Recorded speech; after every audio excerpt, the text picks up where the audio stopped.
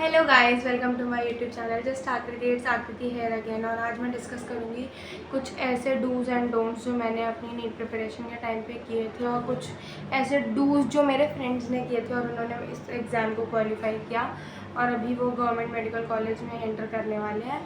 और इन tips and tricks के help से आप अपनी नीट जर्नी को सक्सेसफुल बना सकते हो।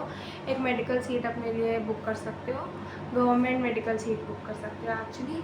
और अपना ये जो वीडियो है ये 11th के लिए भी रहेगा, 12th क्लास के लिए भी रहेगा और ड्रॉपर्स के लिए भी रहेगा, क्योंकि मैंने 3 एक्सपीरियंस किया हुआ है। I was a dropper also.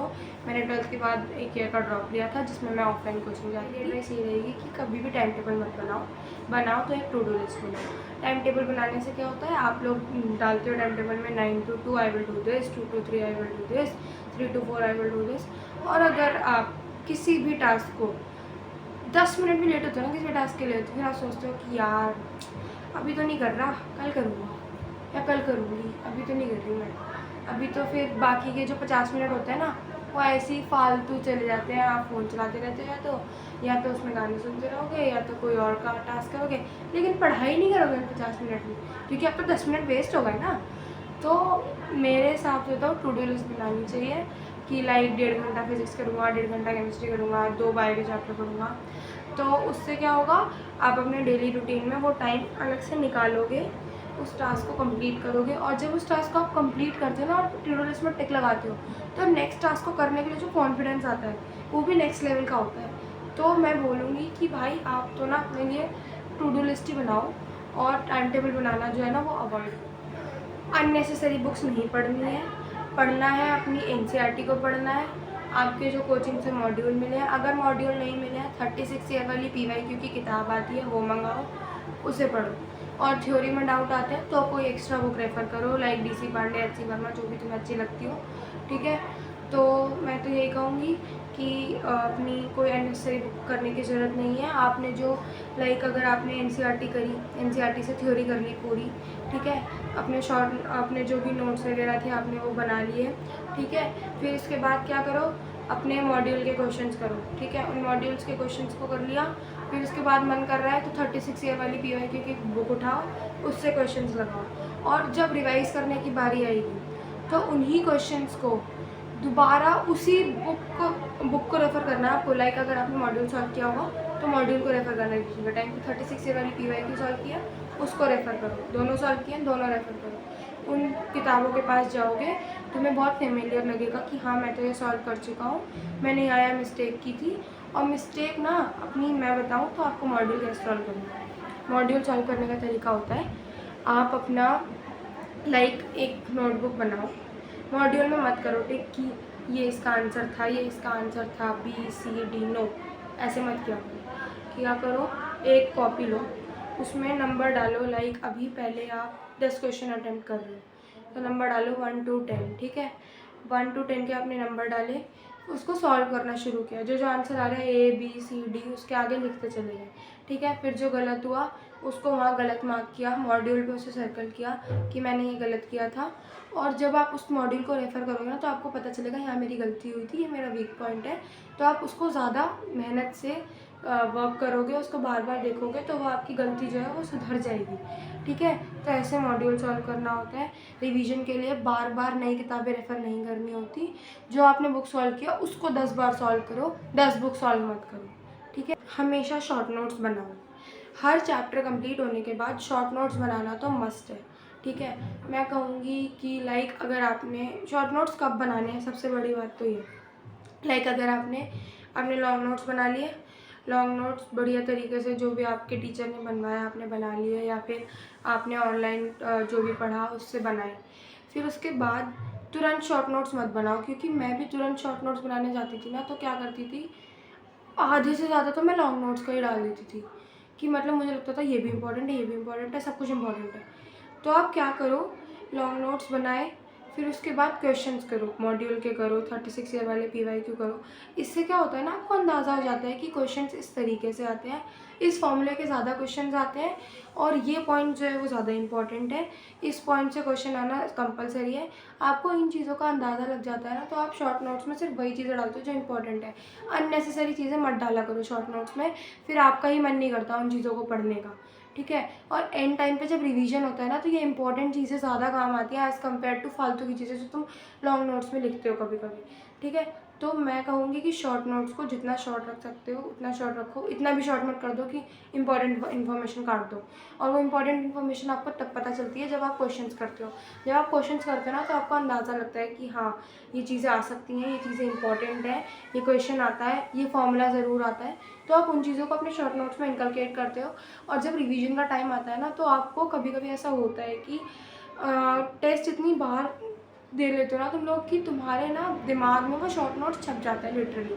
मेरे भी दिमाग में बहुत सारे शॉर्ट नोट्स छपे हुए थे, मुझे आज तक उनके फॉर्मूले याद हैं, मैं भूलती नहीं हूँ। और जो भी तुम टिप्स एंड ट्रिक्स बनाते हो ना, उस शॉर्ट नोट्स में डालो उसे, ताकि तुम्हें वो टिप्स और ट्रिक्स याद रहे और तुम उसे एग्ज़ाम में इम्प्लीमेंट कर सको। एडवाइस जो मेरी तरफ से रहेगी ना, वो यही रहेगी, do not study on your bed. Please अपने बेड पे बैठ के मत पढ़ा करो अपनी स्टडी चेयर और टेबल लेके तब पढ़ा करो। सर्दियों में ज़्यादा ठंडी लग रही है, कंबल लेके बैठ जाओ अपनी चेयर टेबल पे, तब पढ़ो, लेकिन अपने बेड पे मत पढ़ो। गर्मियों में तो तुम वैसे भी चेयर टेबल पे ही पढ़ते होगे, बेड पे नहीं पढ़ते होगे जहाँ तक है, क्योंकि बेड पे क्या होता है ना, तुम बैठते तो पढ़ने ही हो, लेकिन होता क्या है, धीरे धीरे करके तुम अपनी कंफर्टेबल पोजीशन में आते हो।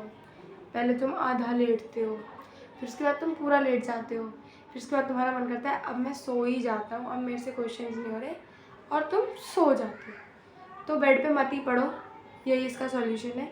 पढ़ो अपनी चेयर टेबल। एडवाइस यही है कि कभी भी PYQs को इग्नोर नहीं करना। 80% पेपर जो है वो PYQs से ही आता है। 20% अगर उनका मन कर जाता है तो कुछ नए क्वेश्चन डाल देते हैं, वरना वो भी PYQ डाल देते हैं। ज़्यादातर नए क्वेश्चंस नहीं आते, ऑलमोस्ट PYQ ही आते हैं पेपर में। उन्हीं को प्रैक्टिस करना है, बार बार उन्हीं को प्रैक्टिस करना है, जिससे कि आपको वो ज़्यादातर जो है वो लर्न हो जाता है PYQs बार बार प्रैक्टिस करने से। तो मैं यही एडवाइस करूँगी कि PYQs कीजिए, उन्हें इग्नोर मत करो। 6th एडवाइस होगी, गिव टेस्ट रेगुलरली। अपने टेस्ट हमेशा रेगुलरली दो। कुछ बच्चे ना ऐसा करते हैं कि हमारा ना सिलेबस पूरा नहीं हुआ है, मैं अभी नहीं दे रहा टेस्ट, मेरे ना उसके नोट्स नहीं बने हैं, तो मैं अभी टेस्ट नहीं दे रहा हूँ, मैं बाद में दूंगा, पूरा हो जाएगा ना तब दूंगा। ऐसा मत किया करो भाई। अगर तुम्हें 10% भी आता है ना उस सिलेबस का, या नहीं भी आता है, कुछ नहीं आता, टेस्ट दे के आओ। टेस्ट देना ज़रूरी है, चाहे तुम्हें कुछ आता हो सिलेबस में चाहे ना आता हो, उस टेस्ट को दो, ज़रूर दो, ताकि अगर तुम उस चैप्टर को बाद में भी पढ़ोगे ना, तो तुम्हें पता होगा कि यार ऐसा क्वेश्चन आया था, मैं ऐसे छोड़ के आ गया था, मेरा कितना दिमाग खराब था उस वक्त जो मैंने इसे छोड़ दिया, ठीक है। उस टेस्ट को दो भाई, कभी भी टेस्ट मत छोड़ो। टेस्ट छोड़ने का कोई फ़ायदा नहीं है, तुम उस टेस्ट को कभी उठा के भी नहीं देखते अगर तुम छोड़ देते हो। सो प्लीज़ जब टेस्ट है तो उस टेस्ट को तभी के तभी अटैम्प्ट करके ख़त्म। Find solution in your books and not on Google. अगर तुम्हें किसी चीज़ का सॉल्यूशन नहीं आ रहा ना, किसी न्यूमेरिकल पे तुम अटक गए हो कि मुझे तो नहीं समझ आ रहा है इसमें क्या होगा, तो उसमें 10-15 मिनट बैठ के ना दिमाग लगाओ उस क्वेश्चन में कि क्या हो सकता है, इसका सॉल्यूशन क्या होगा क्या नहीं होगा। तुम वहाँ दिमाग लगाओगे ना, तो तुम वो दिमाग पेपर में भी लगा सकते हो। अगर तुमने तुरंत गूगल कर लिया, तुम गूगल करके भूल जाओगे, ये कन्फर्म है। इसीलिए तुरंत गूगल करने मत जाया करो, तुरंत सॉल्यूशन मत देखा करो। अगर सॉल्यूशन तुम्हें किसी बुक में मिल भी रहा है ना, तो बुक में ऐसे ढूंढो, लाइक तुम सॉल्यूशन ज़्यादातर तो बुक में ही ढूंढा करो, गूगल तो बिल्कुल सेकंड ऑप्शन में जाया करो। बुक में भी ढूंढ रहे हो तो उस सॉल्यूशन पे ऐसे हाथ रखो, ठीक है। और उस हाथ रखने के बाद एक लाइन देखो कि एक लाइन में अगर मैं बाकी का सॉल्व कर सकता हूँ या नहीं कर सकता। अगर तब भी समझ नहीं आ रहा तो 2 लाइन देख लो, तब भी नहीं आ रहा तो 3 लाइन देख लो, मैक्सिमम टू मैक्सिमम 3 लाइन देखो। अगर उतने में सॉल्यूशन नहीं समझ आ रहा तो पूरा सॉल्यूशन देखने के बाद उसे सॉल्व करो देख के, फिर उसके बाद एक बार उसे बिना देखे सॉल्व करो। और अगर वो क्वेश्चन तुम्हारी किताब में नहीं है तो अपनी टीचर से जाके पूछो पहले, ठीक है। वो टीचर जो आपको बताएंगे ना, तो वो आपकी मेमोरी में कहीं ना कहीं फिट हो जाता है, तो आप कहीं ना कहीं उसे एग्ज़ाम में याद करते हो तो आपको याद आ जाता है। लेकिन ये 101% श्योर है, अगर तुम गूगल करोगे ना डायरेक्ट, तो तुम उस चीज़ को भूल जाओगे। तो गूगल जो है वो तुम्हारा थर्ड ऑप्शन में रहेगा, लेकिन टीचर्स और बुक्स जो है वो तुम्हारा फर्स्ट ऑप्शन है। बुक्स हमेशा फर्स्ट ऑप्शन है, टीचर सेकंड ऑप्शन है। जब तक तुम सॉल्यूशन खुद नहीं ढूंढोगे तब तक तुम्हें कुछ नहीं समझ आएगा उसमें क्या हुआ। सॉल्यूशन खुद ढूंढो, 2-3 चीज़ें एक्स्ट्रा भी पता चलती है। नेक्स्ट एडवाइस तो मैं यही दूंगी, ऑलवेज आस्क डाउट्स। कभी भी ना क्लास में डाउट्स पूछने से शर्माया मत करो। अगर तुम्हें कोई डाउट आ रहा है, कोई घटिया से घटिया डाउट भी है ना, वो लेम से लेम डाउट भी तुम्हें लग रहा है कि हाँ मुझे इस चीज़ में डाउट है, तो अपनी टीचर से पूछो। तुम्हारी एट द एंड क्या रैंक आई है, क्या मार्क्स आए हैं, वो मैटर करता है। ये मैटर नहीं करता कि तुम कितने लेम डाउट्स पूछते थे या तुम कैसे थे क्लास में, ये सब मैटर नहीं करता। At the end your marks matters, your rank matters. So अपने डाउट्स पूछा करो, बोलना सीखो।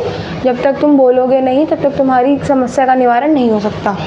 सो प्लीज़ बोलो। कुछ एडवाइस थी मेरी तरफ से अभी।